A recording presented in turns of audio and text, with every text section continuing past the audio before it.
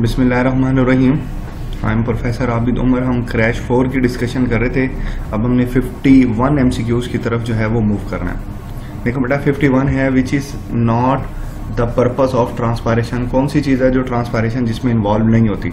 वो है बेटा prevent of loss of water, क्योंकि ट्रांसपायरेशन की वजह से वाटर लॉस होता है ना कि प्रिवेंट होता है। तो डेट्स वाई इसका आंसर बनेगा alpha.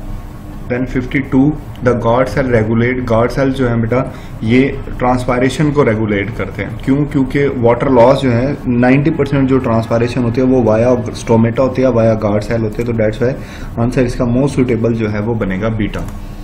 Then 53 water ascents in the plant through.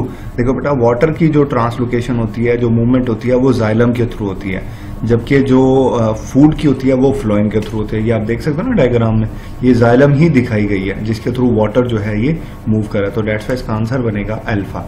Then 54 among the root cell from soil to leaf. देखिए सिर्फ 3 तरह के सेल डिस्कस हैं, तो आपने इन 3 टाइप्स के सेल्स को जो है वो अरेंज करना है। तो सबसे पहले रूट हेयर आ जाएगा, फिर कॉर्टेक्स आती है, फिर मेसोफिल सेल आता है। तो डेट्स वाई इसका आंसर बनेगा Charlie. Then 55 apoplast is the system of adjacent cell wall that is continuous throughout the plant except at. देखो बेटा एपोप्लास्ट पाथवे जो है वो root hair, epidermal cell, cortex cells को में जारी रहता है, क्योंकि यहाँ पर आउटर सेलुलर स्पेसिस होती हैं। ये आप देख सकते हो ना, ये रूट हेयर है, ये कॉर्टिकल सेल्स हैं यहाँ। लेकिन इसकी ब्लॉकेज जो है वो स्टार्ट होती है यहाँ एंडोडर्मिस में। ये वाला पार्ट एंडोडर्मिस है, क्योंकि इसके दरमियान में बेटा ये कैस्पेरियन स्ट्रिप्स हैं। क्योंकि apoplast pathway cell wall to cell wall होता है, तो सेल वॉल का रास्ता ये एंडोडर्मिस कैस्पेरियन स्ट्रिप्स की वजह से जो है ये ब्लॉक हो जाता है। तो डेट्स वाई ये यहीं पर लिमिटाइज हो जाता है एपोप्लास्ट पाथवे। तो बेटा इसका आंसर जो है वो बन सकता है Casparian strips of endodermis. Answer बनेगा Charlie. Then 56 which one of the following is correct internal structure of heart. देखो बेटा इंटरनल स्ट्रक्चर ऑफ हार्ट के बारे में यहाँ पर पूछा गया है, तो इसका जो आंसर बनना है बेटा वो चार्ली बनना है, क्योंकि बाइकस्पिड वॉल का ही दूसरा नाम मिट्रल वॉल होता है। जैसे यहाँ ट्राइकेप्सिड के साथ मिट्रा लिखा है, ये गलत है।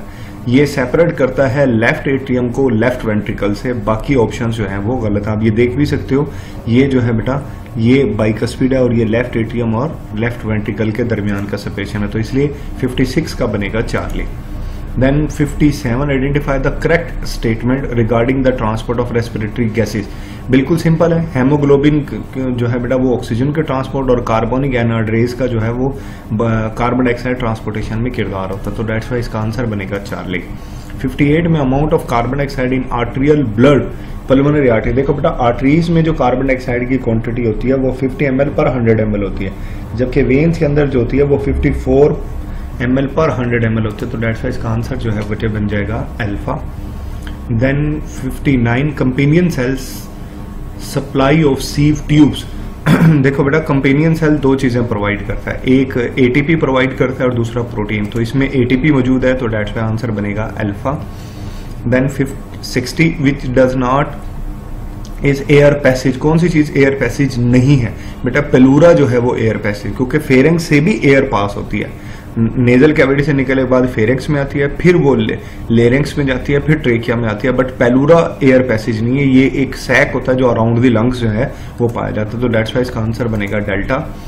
Then match the column. देखो बेटा आपने इसको कॉलम को मैच करना है, इसमें आंसर बनना है चार्ली, क्योंकि फर्स्ट में आएगा डी। देखे ना फर्स्ट ये है पल्मोनरी आर्टरी, तो यहाँ डी लिखा है फर्स्ट वैसे living the pulmonary side of the heart. तो आप इसको पढ़ेंगे, इसका आंसर चार्ली बनेगा। आपको क्वेश्चन होगा तो आप मुझसे पूछेंगे।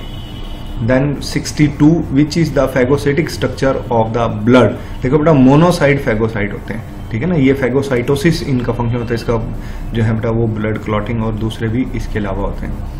63 which has the thickest wall. मैंने लेक्चर में भी बात बताई थी, दोबारा बता रहा हूं कि इसका आंसर जो है वो बनना है लेफ्ट वेंट्रिकल, क्योंकि लेफ्ट वेंट्रिकल की वॉल सबसे ज्यादा थिकेस्ट होती है। ये आप देखें ना, वो सबसे थिकेस्ट वॉल है लेफ्ट वेंट्रिकल की। राइट वेंट्रिकल की इतनी नहीं होती, तो इसका आंसर बनेगा delta. 64 the coagulation of the blood occur due to. देखो बेटा जब प्लेटलेट ब्रेक होते हैं तब कोगुलेशन होती है, ब्लड क्लॉटिंग होती है, तो इसका आंसर बनेगा delta. Then 65 the amount of water present in the plasma. पानी जो है वो 90% होता है। चलें 15 MCQs हो गए इससे हवाले से। इसका आंसर जो है बेटा वैसे बनना है अल्फा। इस हवाले से कोई क्वेश्चन हो तो आप पूछिएगा मुझसे। Thank you.